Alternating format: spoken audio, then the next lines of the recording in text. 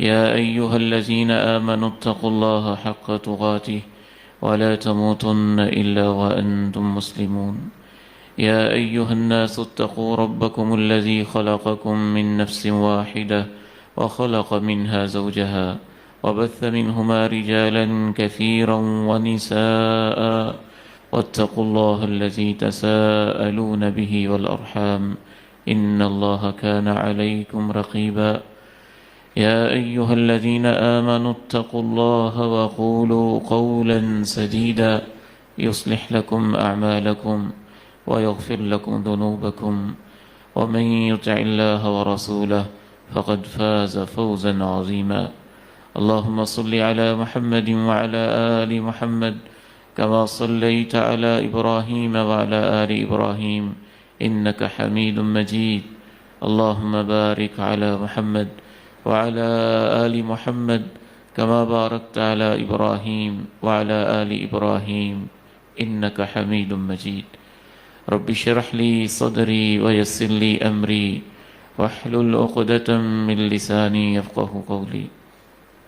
اللهم انفعني بما علمتني وعلمني ما ينفعني وزدني علما. أعوذ بالله السميع العليم من الشيطان الرجيم من همزه ونفخه ونفثه. بسم الله الرحمن الرحيم. وسيق الذين اتقوا ربهم إلى الجنة زمرا حتى إذا جاءوها وفتحت أبوابها وقال لهم خزنتها سلام عليكم طبتم فادخلوها خالدين. وقال عز من قائل سبحانه وتعالى هذا ذكر وإن للمتقين لحسن مآب جنات عدن مفتحة لهم الأبواب. یہ ایک پیغام نصیحت ہے اور بلا شبہ متقین کے لیے بہت ہی خوبصورت ٹھکانہ ہے، یعنی ہمیشہ کے ایسے باغات جن کے دروازے مسلسل کھلے رہیں گے اور وہ ان میں تکیے لگائے ہر قسم کے میوہ جات اور مشروبات کی فرمائشیں کر رہے ہوں گے۔ ایک اور مقام پہ اللہ تعالیٰ نے ارشاد فرمایا اور اہل جنت کو گروہوں کی شکل میں جنت کی طرف لے جایا جائے گا، یہاں تک کہ جب وہ اس کے پاس پہنچ جائیں گے اور جنت کے دروازے کھول دیے جائیں گے اور جنت کے محافظ فرشتے ان سے کہیں گے تمہیں سلام ہو، تم بڑے ہی پاکیزہ ہو کے رہے، آج تم اللہ کی جنتوں میں ہمیشہ کے لیے داخل ہو جاؤ۔ گزشتہ ماہ میں ہم نے ایک سلسلہ شروع کیا تھا، جو ریگولر تشریف لانے والے احباب ہیں ان کو کچھ یاد ہوگا، جنت کے 8 دروازے، اور یہ آپ کے سامنے واضح کیا گیا تھا کہ جنت کے 8 دروازے ہیں اور وہ دروازے اوپر تلے ہیں۔ اوپر جیسے جیسے جنت جاتی ہے وسیع ہوتی جاتی ہے اور اس کی انٹریز بھی بڑھتی چلی جاتی ہیں۔ سب سے اوپر والی جو جنت ہے وہ اتنی خوبصورت ہے کہ اس کی چھت اللہ نے اپنے عرش کو بنایا ہوا ہے، اور ہر جنت کے اندر پھر درجات ہیں۔ صرف مجاہدین کے لیے رب العالمین نے 100 درجے تیار کیے ہوئے ہیں، اور ایک درجے سے دوسرے درجے کے درمیان اتنا ہی فاصلہ ہے جتنا زمین سے آسمان کے درمیان فاصلہ ہے۔ اور جنت کے ایک دروازے کی چوڑائی دلائل کی روشنی میں نے واضح کی تھی کہ تقریباً 1500 کلومیٹر بنتی ہے۔ ان علاقوں کو اگر دیکھا جائے جن علاقوں کا نام لے کے اللہ کے پیارے نبی نے بیان کیا تھا کہ جنت کے دروازے کی چوکھٹ کا اتنا ہی فاصلہ ہے، آپ نے فرمایا جتنا مکہ سے لے کے حجر شہر کا فاصلہ ہے، اور آج کے دور میں اگر اس کی پیمائش کی جائے تو تقریباً 1500 کلومیٹر بنتی ہے۔ سمجھ لیجئے پشاور سے لے کے کراچی تک تقریباً جنت کا ایک دروازہ اتنا چوڑا ہے۔ وہ اس وقت موجود ہیں، سوموار اور جمعرات کو کھولے بھی جاتے ہیں پھر بند کر دیے جاتے ہیں، رمضان کے اندر اسپیشلی جنت کے دروازے رمضان کی پہلی رات کے ساتھ ہی کھول دیے جاتے ہیں اور پورے رمضان میں کھلے رہتے ہیں اور کوئی دروازہ بند نہیں رہتا۔ ان 8 دروازوں میں سے 4 دروازوں کا تذکرہ آپ نے گزشتہ خطبہ میں سنا تھا۔ رسول اللہ صلی اللہ علیہ وسلم نے ارشاد فرمایا، من انفق زوجین فی سبیل اللہ دعی من ابواب الجنہ، جو ایک وقت میں اللہ کی راہ کے اندر جوڑا جوڑا کر کے خرچ کرتا ہے، یعنی ایک چیز دیتا ہے تو اس کے دل میں خواہش پیدا ہوتی ہے کہ اللہ تیری راہ میں ایک کی بجائے میں 2 دے رہا ہوں۔ اس نے بکرا اللہ کی راہ میں دینا، کہتا ہے 2 دے دیتا ہوں۔ مکان وقف کرنا ہے، کہتا ہے 2 وقف کر دیتا ہوں۔ کوئی چیز اللہ کی راہ میں دینی ہے، بیٹا اللہ کی راہ میں اللہ کے دین کے لیے لگانا ہے، کہتا ہے دونوں کو اللہ کے لیے وقف کر دیتا ہوں۔ تو آپ فرماتے اسے جنت کے دروازوں سے آوازیں آئیں گی۔ پھر آپ نے ارشاد فرمایا، من کان من اہل الصلاۃ دعی من باب الصلاۃ، جو نماز والا تھا اسے باب الصلاۃ سے بلایا جائے گا۔ تو جنت کا ایک دروازہ ہوا باب الصلاۃ، نماز کا دروازہ۔ دوسرا دروازہ آپ نے ارشاد فرمایا کہ جو جہاد والا ہے اسے باب الجہاد سے بلایا جائے گا۔ پھر آپ نے ارشاد فرمایا کہ جو اللہ کی راہ میں صدقہ و خیرات کرنے والا ہے اسے باب صدقہ سے بلایا جائے گا، اور جو اللہ کی راہ میں روزے رکھنے والا ہے اسے باب الریان سے، باب الصوم سے بلایا جائے گا۔ امام کائنات علیہ السلام نے اس ایک حدیث کے اندر 4 دروازوں کا اکٹھا ہی تذکرہ کیا۔ ان کا تذکرہ آپ سماعت کر چکے ہیں۔ آج باقی 4 دروازوں کا تذکرہ کرتے ہیں۔ جنت کا 5واں دروازہ امام کائنات علیہ السلام کی احادیث مبارکہ میں غور کرنے سے معلوم ہوتا ہے کہ جنت کے اس دروازے کا نام الباب الایمن ہے، وہ دروازہ جو دائیں طرف ہے، رحمان کے دائیں طرف، عرش کے دائیں طرف والوں کے لیے، ان کے لیے جن کو نامہ اعمال دائیں ہاتھ سے دیا جائے گا، اور ان میں سے بالخصوص ان کے لیے جن کا حساب ہوگا ہی نہیں۔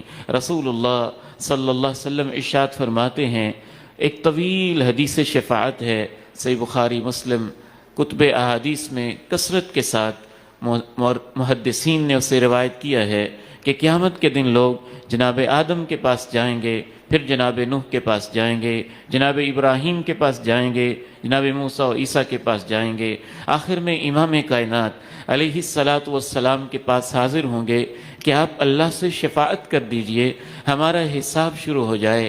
آپ دیکھ رہے ہیں میدان محشر میں کیا سختیاں ہیں، کیا پریشانیاں ہیں۔ امام کائنات فرمائیں گے، انا لہا، ہاں اللہ رب العزت نے مجھے شفاعت کی اجازت دی ہے، فآتی تحت العرش فاخر ساجدا۔ آپ فرماتے ہیں میں اللہ کے عرش کے نیچے آؤں گا اور سجدے کے اندر گر جاؤں گا، طویل سجدہ کریں گے، رب کریم کی تعریفیں کریں گے، اور اللہ آپ سے کہیں گے سل توتا، مانگو تمہیں دیا جائے گا، واشفع تشفع، شفاعت کرو آپ کی شفاعت کو قبول کیا جائے گا۔ تو امام کائنات علیہ السلام 2 قسم کی شفاعت کریں گے۔ ایک شفاعت یہ کریں گے کہ یا اللہ تیرے بندے پریشان ہیں، ان کا حساب شروع ہو جائے، اور دوسری شفاعت کریں گے اللہ میری امت کا خاص خیال کرنا۔ تو اللہ رب العزت اس موقع پہ امام کائنات علیہ السلام سے کہیں گے ادخل من امتک من لا حساب علیہم من الباب الایمن من ابواب الجنہ۔ اے میرے محبوب پیغمبر صلی اللہ علیہ وسلم، حساب تو شروع ہو گیا، اور آپ اپنی امت میں سے 70,000 ان لوگوں کو جن کے اوپر حساب ہے ہی نہیں، جن سے میں نے حساب لینا ہی نہیں ہے، جنت کے الباب الایمن سے ان کو داخل کر دیجیے۔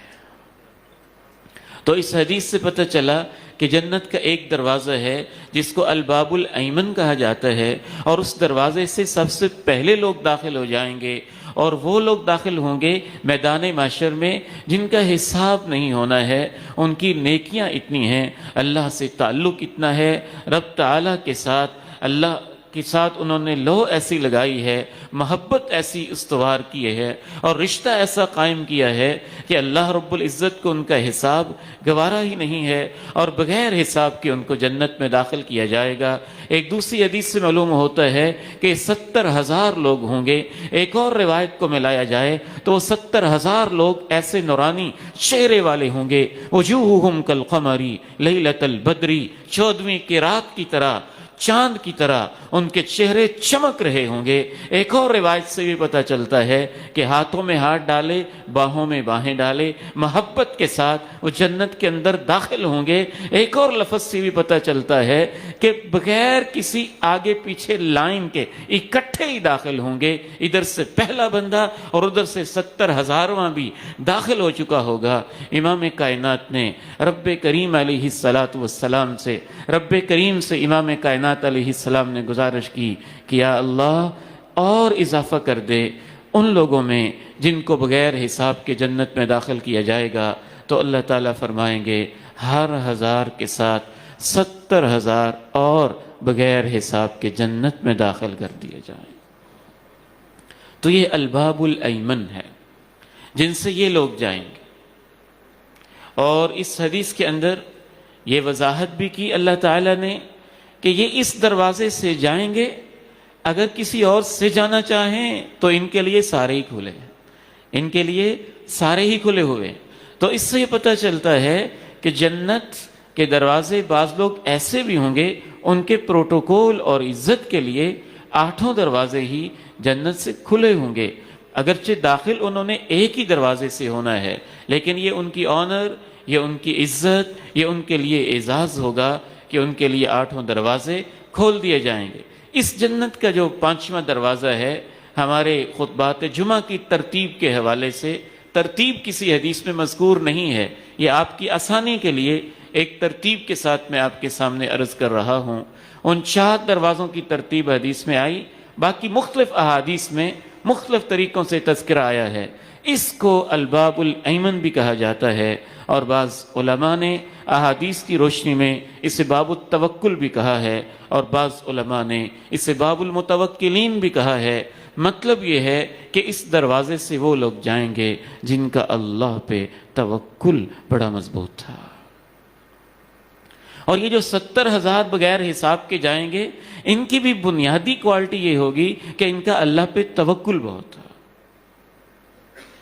تو اس کا مطلب یہ ہوا کہ جنت کے ایک دروازہ خاص ہے ان لوگوں کے لیے جن کے اندر توکل زیادہ پایا جاتا ہے۔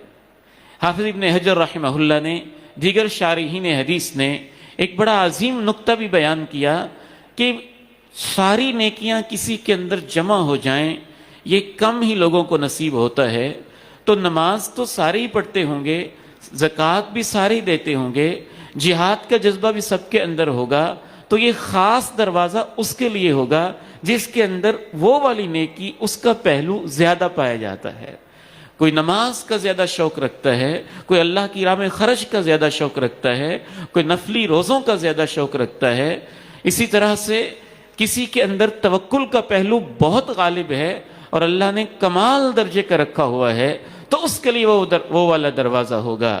امام ابن قیم رحمہ اللہ تعالی ارشاد فرماتے ہیں کہ پورے دین کا خلاصہ 2 چیزوں میں ہے۔ پہلی چیز یہ ہے کہ آپ اللہ رب العزت کی طرف پلٹنے والے ہوں، اللہ کی طرف آنے والے ہوں، انابت کرنے والے ہوں، اور دوسرے آپ اس سے مدد مانگنے والے ہوں۔ انابت کو عبادت کہا جاتا ہے، مدد مانگنے کو استعانت کہا جاتا ہے، اور سورہ فاتحہ کے اندر اللہ نے یہ دونوں چیزیں جمع کر دیں۔ ایاک نعبد و ایاک نستعین، صرف تیری ہی ہم عبادت کرتے ہیں اور اس عبادت کے لیے مدد بھی تجھی سے مانگتے ہیں۔ دوسرے لفظوں میں عبادت کو انابت کہا جاتا ہے اور استعانت کو توکل کہا جاتا ہے، کہ بندے کے دل میں یہ یقین ہو کہ جو کچھ ہونا ہے وہ اللہ ہی نے کرنا ہے، ظاہری اسباب پورے اختیار کیے جائیں۔ ایک عظیم جملہ ائمہ اسلام کا آج اپنے قلب و ذہن پہ نقش کر کے جائیے گا، ترک الاسباب جہل، یہ سمجھنا کہ مجھے کسی سبب کی ضرورت نہیں ہے، محنت کی ضرورت نہیں ہے، یہ جہالت ہے، بیوقوفی ہے، نادانی ہے۔ والاتکال علی الاسباب او الاعتماد علی الاسباب کفر، اور اسباب کے اوپر ہی اعتماد کرنا، جب بھی کوئی پلاننگ کرنا تو صرف ظاہری چیزوں کو دیکھ لینا، پیسے یہاں سے آئیں گے، جگہ ایسے لے لوں گا، اپوائنٹمنٹ ایسے ہو جائے گی، فلاں کام وہ کر دے گا، اور اللہ کو بھول ہی جانا، یہ کفر ہے۔ اور تیسرے نمبر پہ توکل کیا ہے؟ توکل یہ ہے کہ جو انسان کے بس میں ہے اتنی انسان محنت کرے اور نتیجہ اللہ پہ چھوڑ دے، یقین اللہ پہ رکھے کہ میرا رب میرا یہ کام کر دے گا، وہ ہے نا مہربان، وہ ہے نا عظمتوں والا، اسی کو توکل کہتے ہیں۔ اور جس قدر یہ انسان کے اندر زیادہ ہوگا اسی قدر اللہ تعالیٰ اس کے لیے کامیابی کے اسباب پیدا فرمائے گا۔ تو یہ جنت کا 5واں دروازہ ہے، اور جنت کا 6واں دروازہ، اس دروازے کو بابو لا حول ولا قوت الا باللہ کہا جاتا ہے۔ وہ دروازہ جو لا حول ولا قوت الا باللہ کا ورد بہت زیادہ کرتے تھے۔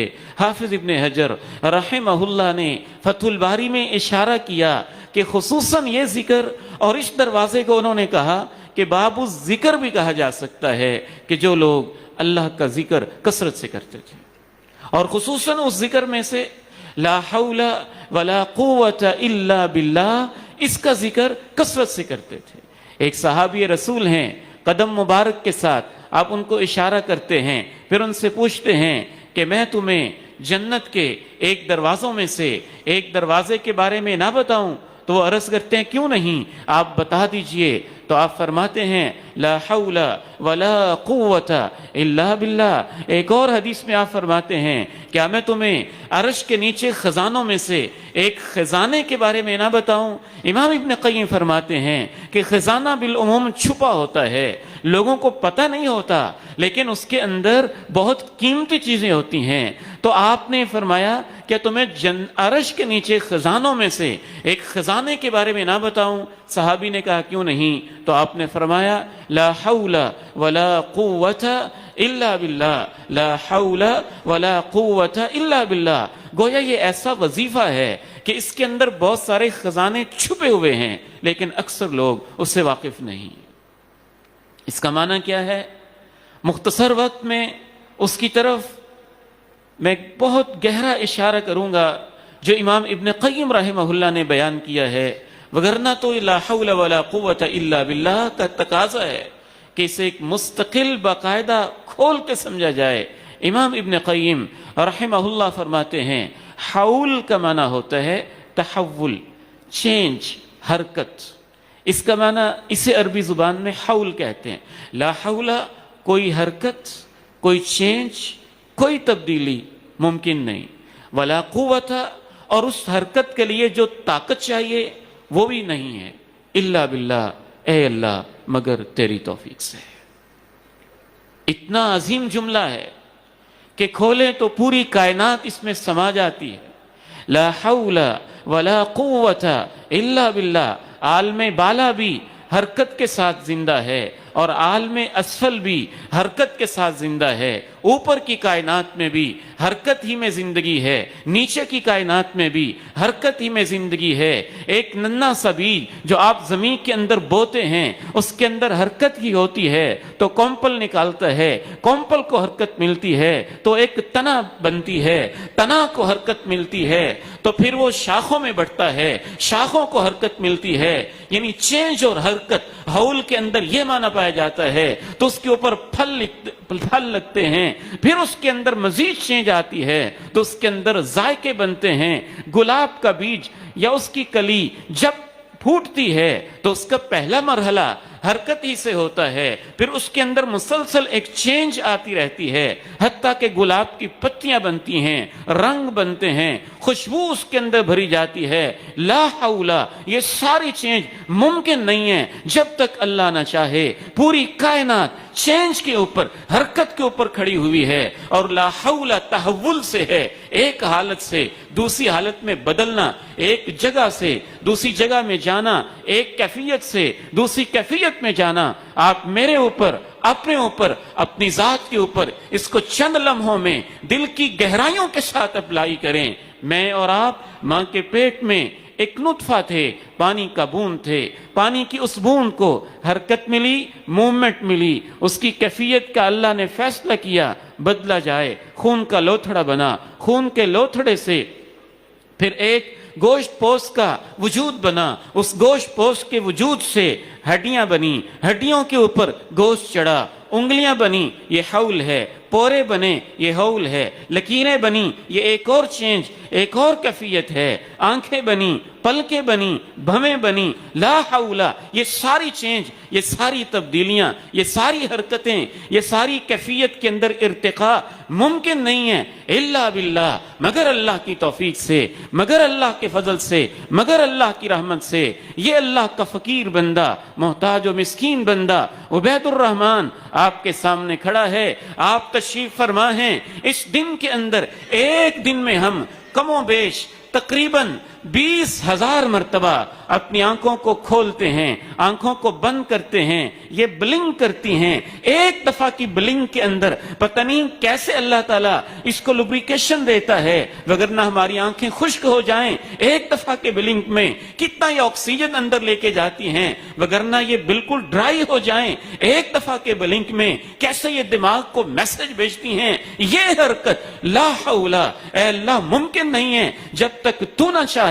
اے اللہ میرے وجود کے اندر سانس آ رہا ہے، سانس جا رہا ہے، ایک دفعہ میں آکسیجن تازہ اپنے اندر لے کے جا رہا ہوں، دوسری دفعہ میں اپنے اندر کے مختلف قسم کے بخارات جسم سے باہر نکال رہا ہوں۔ یہ ایک چینج اور ایک حرکت ہے۔ اے اللہ یہ تیرے بغیر ممکن نہیں ہے۔ زبان بولتی ہے تو تیری توفیق سے، کان سنتے ہیں تو تیری توفیق سے، آنکھوں میں جنبش ہے تو تیری توفیق سے، قدموں کی آہٹ ہے تو تیری توفیق سے، دماغ کی سوچ ہے تو تیری توفیق سے۔ لا حول ولا قوت الا باللہ، کائنات میں کوئی حرکت ممکن نہیں ہے، اور اس حرکت کے لیے جو طاقت چاہیے وہ ممکن نہیں ہے مل جائے الا باللہ۔ اے اللہ جب تک تو نہ چاہے۔ یہ عرش کا خزانہ ہے، پوری کائنات میں اس لفظ کو پھیلائیں تو آپ کو یوں لگے گا کہ واقعتاً یہ عرش کا بہت بڑا خزانہ ہے۔ یہ دن اور رات ایک حول ہے، ایک تحول ہے، یہ بھی ممکن نہیں جب تک اللہ نہ چاہے۔ سورج کا طلوع و غروب یہ بھی ایک تحول ہے، ایک حرکت ہے، ممکن نہیں جب تک اللہ نہ چاہے۔ چاند کا آنا اور جانا یہ بھی ایک تحول اور چینج ہے، ممکن نہیں جب تک اللہ نہ چاہے۔ دن رات کی سفیدیاں سیاہیاں ممکن نہیں جب تک اللہ نہ چاہے۔ سمندر کے پانی اور اس کی حرکت لا حول ولا قوت الا باللہ، لا حول ولا قوت الا باللہ، کہ ایک عظیم معنی اے اللہ میرے اندر جو برائیاں ہیں ان کو چھوڑنا اور نیکی کی طرف آ جانا یہ ممکن نہیں جب تک تو نہ چاہے۔ اسی لیے جب اذان ہوتی ہے مؤذن کہتا ہے حی علی الصلاۃ، حی علی الصلاۃ۔ امام کائنات نے کہا جب وہ یہ کہے تم کہا کرو لا حول ولا قوت الا باللہ۔ یا اللہ میں اپنے دکان پہ بیٹھا ہوں، مجھے اگر تیری طرف جانے کی توفیق ملنی ہے، یہ حرکت بھی میں نے کرنی ہے تو تیری توفیق سے کرنی ہے، صلاحیت بھی ملنی ہے تو تیری توفیق سے ملنی ہے۔ بعض دفعہ ہم زندگی کے مختلف قسم کے مشغلوں کے اندر اللہ کی عظمت کو، اللہ کی طاقت کو بھول جاتے ہیں۔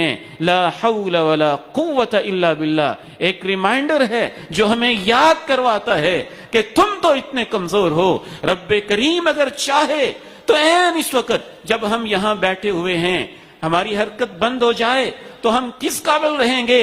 آنکھ جھپکتی ہے 20,000 مرتبہ دن میں، ان میں سے ایک دفعہ بھی اللہ نہ چاہے تو رکی کی رکی رہ جائے۔ سانس کتنی دفعہ ہم اندر لے کے جاتے ہیں، باہر نکالتے ہیں، اندر جاتا ہے تو اس کی توفیق سے، باہر آتا ہے تو اس کی توفیق سے۔ ہارٹ بیٹ ایک منٹ کے اندر 60 70 80 100 دفعہ اگر ہے تو اس کا مطلب ہے ہم ہر دفعہ موت کے منہ میں جانے کا امکان ہوتا ہے۔ اگر وہ چل رہا ہے، اس کے اندر حرکت ہے تو وہ اللہ کی توفیق سے ہے۔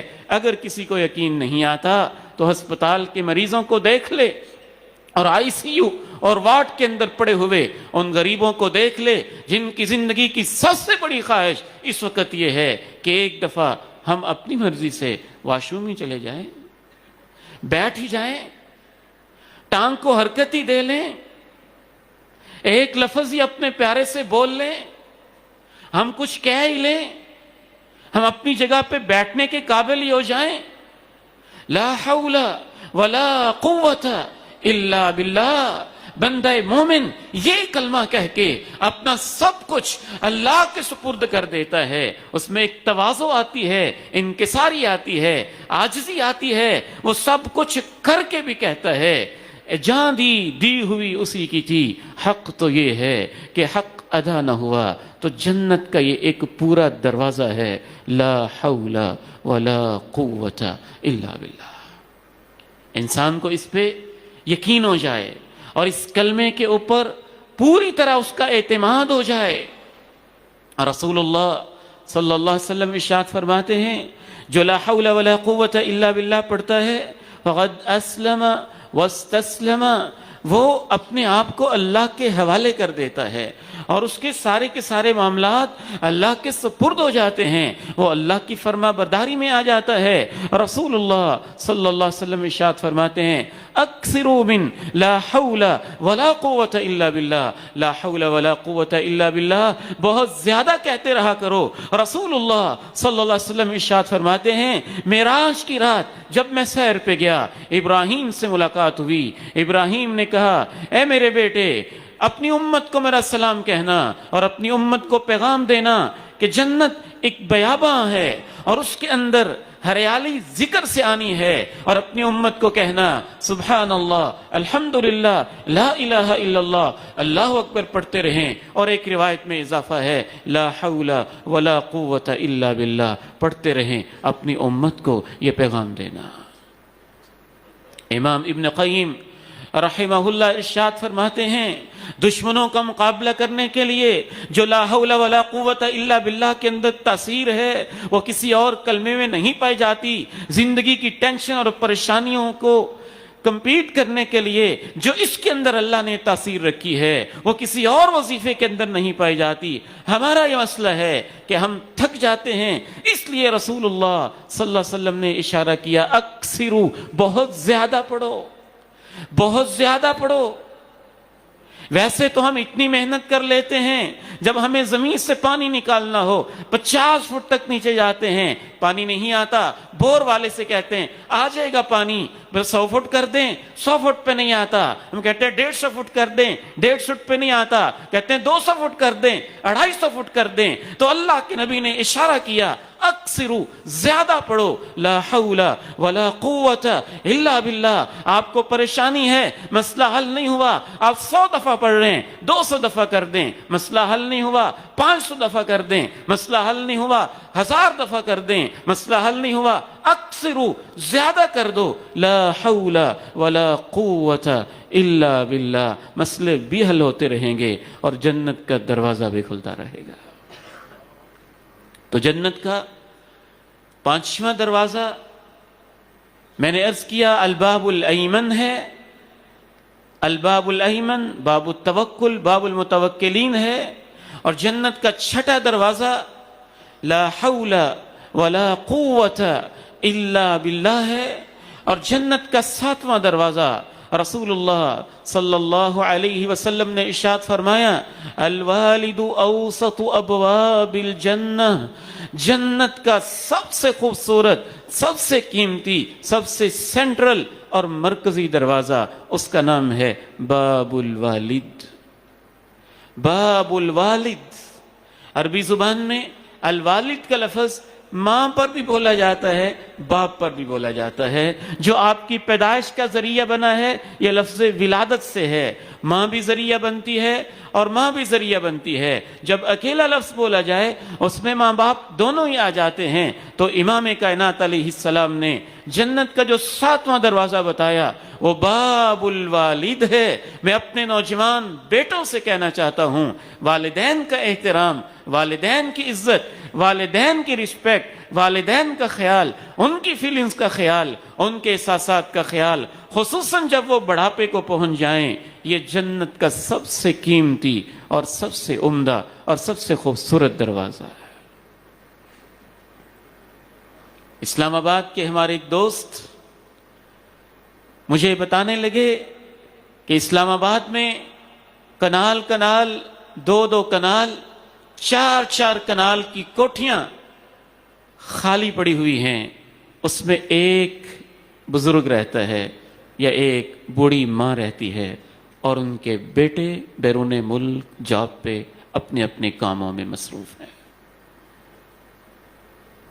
ابھی گزشتہ دنوں کی بات ہے، ہمارے ہاں تنہائیوں کا، والدین سے بے رغبتی کا، والدین سے اعراض کا یہ عالم ہو چکا کہ اکثر ایلیٹ کلاس کے لوگ، کھاتے پیتے گھرانے کے لوگ جو زیادہ ہی اپنی دنیا کے اندر مصروف ہو جاتے ہیں، والدین سے اتنے غافل اور اتنے لاپرواہ کہ بعض دفعہ اپنے فلیٹ میں رہتے ہوئے اور اپنی کوٹھی اور بنگلے کے اندر رہتے ہوئے ان کی لاش ہفتہ پڑی رہتی ہے، بدبو پھیلتی ہے، تو ہفتے بعد پتہ چلتا ہے یہ بیچارہ اکیلا رہتا تھا اور کوئی اس کو سنبھالنے والا بھی نہیں تھا۔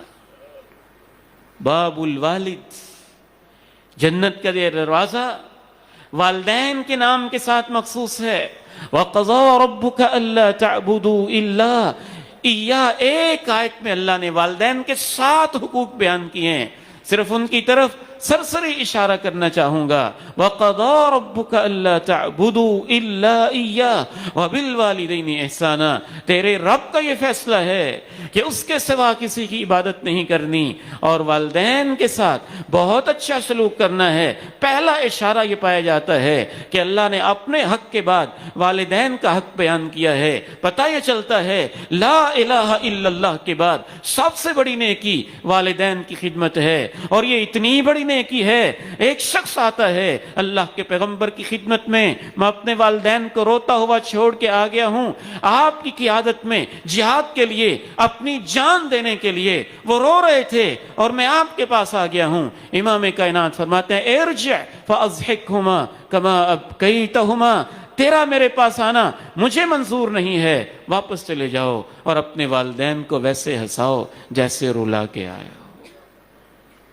تو پہلا اشارہ اس آیت میں یہ ہے کہ والدین کا حق اللہ کے بعد اس کائنات میں سب سے بڑا حق ہے۔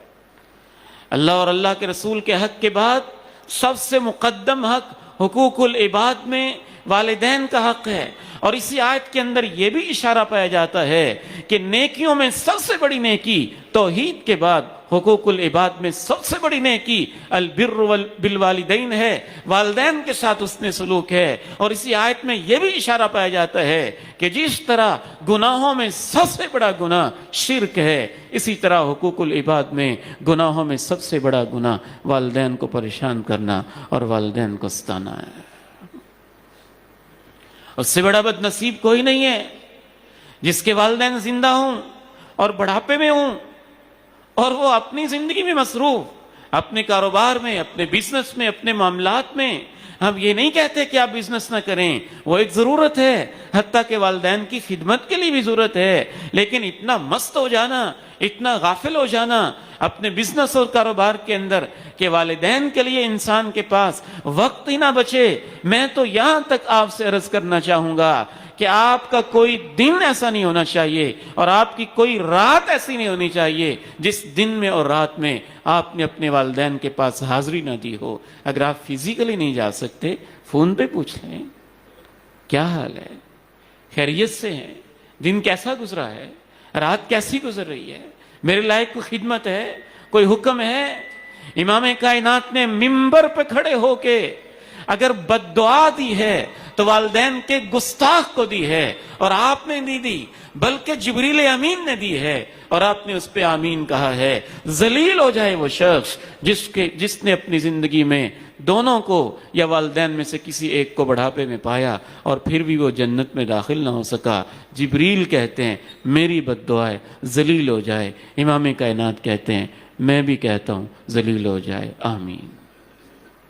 وَقَضَىٰ رَبُّكَ أَلَّا تَعْبُدُوا إِلَّا إِيَّاهُ وَبِالْوَالِدَيْنِ إِحْسَانًا، اور دوسرا حکم اس آیت کے اندر اللہ نے یہ بیان کیا کہ کہ والدین کے ساتھ ہر لحاظ سے احسانہ وہ سلوک کرنا ہے جس کے اندر خوبصورتی پائی جائے، باتوں میں، ڈیلنگ میں، رویے میں، لہجے میں، ادائیگی میں، خدمت میں، پاس بیٹھنے میں، گفتگو میں، ان کی مالی خدمت میں، جسمانی خدمت میں، ان کے ساتھ تعلقات میں، ہر لحاظ سے بالوالدین احسانہ. یہ 2 جملے کہہ دینے بھی کافی تھے، لیکن اللہ نے اس پہ بس نہیں کی. تیسرا یہ بھی اشارہ کر دیا، اما یبلغن عندک الکبر احدہما، دونوں میں سے کوئی ایک یا دونوں تیرے پاس بڑھاپے کو پہنچ جائیں، فلا تقل لہما اف، ان سے اف تک نہیں کہنا. اور چوتھا اشارہ یہ کیا، وَلَا تَنْهَرْهُمَا، سخت لہجے میں جھڑک کے کبھی ان سے بات نہیں کرنی. پانچواں اشارہ یہ کیا، وَقُلْ لَهُمَا قَوْلًا كَرِيمًا، ایسے انداز میں بات کرنی ہے جس سے پتہ چلے کہ تم ان کی عزت کر رہے ہو، کریمانہ انداز سے بات کرنی ہے. اور چھٹا حکم اللہ تعالیٰ نے اس ایک آیت کے اندر والدین کے جو 7 بڑے بڑے حقوق بیان کیے، ان میں سے چھٹا حکم اللہ نے دیا، وَاخْفِضْ لَهُمَا جَنَاحَ الذُّلِّ مِنَ الرَّحْمَةِ، جس طرح سے پرندہ اوپر سے نیچے آتے ہوئے اپنے پروں کو لینڈ کرتے ہوئے نیچے کر دیتا ہے، سمیٹ لیتا ہے، والدین کے سامنے تم نے اس طرح اپنے آپ کو جھکا کے رکھنا ہے. اور آخری اور 7واں حکم بیان کیا، وَقُلْ رَبِّ ارْحَمْهُمَا كَمَا رَبَّيَانِي صَغِيرًا، اور ان کو اپنی دعاؤں میں یاد رکھتے ہوئے یہ کہنا ہے، اے میرے رب ان پہ ویسے رحم کر جیسے انہوں نے بچپن میں مجھے پالا تھا. اس پہلو پہ توجہ دینے کی بہت زیادہ ضرورت ہے. جنت کا 8واں دروازہ رسول اللہ صلی اللہ علیہ وسلم کی تعلیمات سے جو معلوم ہوتا ہے، اس کی حدیث میں اس طرح سے وضاحت نہیں آئی جیسے باقی دروازوں کی وضاحت آئی ہے، لیکن اشارہ ملتا ہے.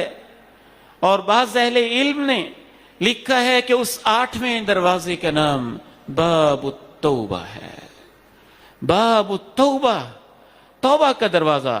رسول اللہ صلی اللہ علیہ وسلم ارشاد فرماتے ہیں کہ توبہ کا ایک دروازہ ہے جو کھلا ہوا ہے. جیسے آج دروازہ ہے، ویسے امید ہے کہ جنت میں بھی توبہ کرنے والوں کے لیے ایک دروازہ ہوگا جس کو باب التوبہ یا باب التائبین بھی کہا جاتا ہے. اور یہ تو آپ کے سامنے واضح ہے توبہ کی اہمیت، لیکن چند علامتیں اور نشانیاں ایسی ہیں جن سے پتہ چلتا ہے کہ آپ سچی توبہ کر رہے ہیں یا جھوٹی توبہ کر رہے ہیں، کیونکہ یہ دروازہ سچی توبہ کرنے والوں کے لیے ہے. سچی توبہ کی سب سے پہلی اور بڑی علامت یہ ہوتی ہے کہ بندہ اپنے گناہ کو یاد کر کے پشیمان ہوتا ہے.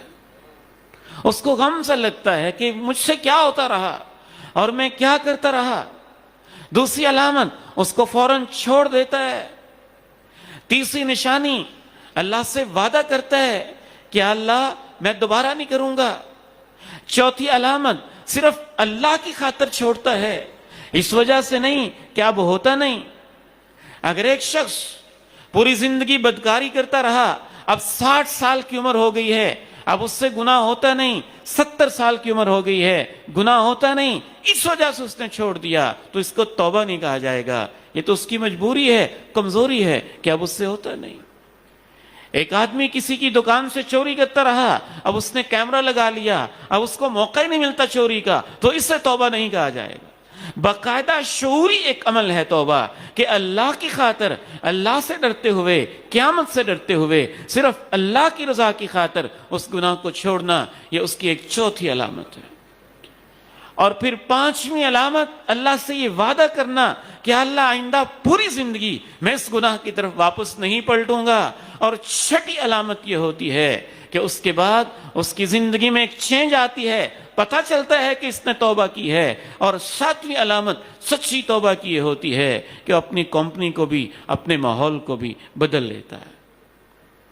تو یہ جنت کا 8واں دروازہ ہے. یہاں پہ امام ابن حجر رحمہ اللہ نے ایک سوال اٹھایا کہ جو پہلے 4 دروازے ہیں ان میں دین کے بنیادی 4 ارکان ہیں. ایک میں نے عرض کیا باب الصلاۃ ہے، ایک باب الجہاد ہے، باب الصیام ہے، باب الصدقہ ہے. سوال یہ اٹھتا ہے کہ حج کے دروازے کا تذکرہ کہاں ہے؟ اور توحید کے دروازے کا تذکرہ کہاں ہے؟ اس کے بارے میں ائمہ نے جو خوبصورت وضاحت کی وہ اپنی جگہ پہ بہت خوبصورت ہے۔ حج کا دروازہ امام ابن حجر رحمہ اللہ فرماتے ہیں یقینی طور پہ موجود ہے، یا تو چونکہ حج کو بھی جہاد کا حصہ کہا گیا ہے بعض روایات کے اندر، تو جہاد کے اندر حج کا دروازہ بھی آ جائے گا، اور علم کا دروازہ، علم کو بھی جہاد کہا گیا ہے، تو علم کے دروازہ اور حج کا دروازہ اسے الجہاد کے نام سے ایک جامع نام دے دیا گیا ہے، کیونکہ ان تینوں میں ایک ایکسٹرا آرڈینری مشقت اور محنت ہوتی ہے، تو اس کے لیے ایک جامع نام دیا گیا۔ اور جو توحید ہے، لا الہ الا اللہ، جو باب التوکل ہے، وہ اصل میں باب التوحید ہی ہے، کہ جس کی جتنی مضبوط اور پختہ توحید ہوتی ہے اس کے اندر اتنا ہی توکل ہوتا ہے، اور جس کے اندر اعلیٰ درجے کی توحید ہوگی اس کے لیے جنت کا وہ دروازہ ہے جس کو الباب الایمن کہا گیا ہے، وہ تو بغیر حساب کے اللہ کی جنتوں میں داخل ہو جائے گا۔ آخری بات عرض کر کے میں آپ سے اجازت چاہوں گا، رسول اللہ صلی اللہ علیہ وسلم کی تعلیمات سے پتہ چلتا ہے کہ اہل ایمان کے اندر جنت کا ایسا شوق ہوتا ہے کہ وہ بے بس ہو کے، کمزور ہو کے اور یوں تھکے تھکے اس طرح کی ان کی کیفیت جنت کے معاملے میں نہیں ہوتی۔ ان کے اندر ایک شوق اور جذبہ ایسا ہوتا ہے، جناب صدیق رضی اللہ تعالیٰ عنہ کہنے لگے، اے اللہ کے پیارے نبی علیہ السلام، جنت کے کسی بھی دروازے سے آواز مل جائے تو بسا غنیمت، لیکن کوئی ایسا بھی ہوگا جس کو جنت کے 8 دروازوں سے آوازیں آ رہی ہوں اور اس کے لیے جنت کے 8 ہی دروازے کھلے ہوئے ہوں۔ امام کائنات علیہ السلام نے فرمایا، ہاں صدیق ایسے بھی ہوں گے، اور مجھے امید ہے کہ تو ان میں سے ہوگا، ان تکون منہم۔ تو کچھ ایسے اعمال بھی ہیں جن کی وجہ سے جنت کے 8 دروازے کھول دیے جاتے ہیں، اور ان میں سر فہرست توحید ہے، لا الہ الا اللہ ہے۔ لا الہ الا اللہ تو جنت کے ہر دروازے کی چابی ہے۔ صحیح بخاری میں حضرت وہب بن منبہ رحمہ اللہ سے کہا گیا کہ کیا آپ نہیں کہتے، کیا آپ نہیں جانتے کہ لا الہ الا اللہ جنت کے سب دروازوں کی چابی ہے؟ کہنے لگے ہاں جنت کے دروازے کی چابی تو ہے، لیکن جیسے ہر چابی کے دندانے ہوتے ہیں کھولنے کے لیے، لا الہ الا اللہ چابی ہے، لیکن اس کے ساتھ کھولنے کے لیے جیسے دندانے ہوتے ہیں ویسے اعمال بھی ہوتے ہیں، اعمال بھی انسان نے کرنے ہوتے ہیں۔ تو توحید کا دروازہ اتنا عظیم اور خوبصورت دروازہ ہے کہ یہ سب دروازوں کی چابی بھی ہے اور یہ الباب الایمن بھی ہے۔ اسی لیے رسول اللہ صلی اللہ علیہ وسلم نے ارشاد فرمایا، جو بندہ وضو کرے اور وضو کے بعد یہ دعا پڑھے، اشہد ان لا الہ الا اللہ، میں گواہی دیتا ہوں اللہ کے سوا عبادت کے لائق کوئی نہیں ہے، یہ پوری دعا پڑھ لے تو آپ فرماتے ہیں اللہ اس کے لیے جنت کے 8 دروازے ہی کھول دیتے ہیں۔ اللہ تعالیٰ سے دعا ہے کہ جنت کے ان دروازوں کا ہمیں شوق بھی نصیب فرمائے، ان کی معرفت بھی نصیب فرمائے، جو ان کے لیے اعمال ضروری ہیں وہ اعمال بھی اللہ تعالیٰ مجھے اور آپ کو نصیب فرمائے۔ وآخر دعوانا ان الحمد للہ رب العالمین۔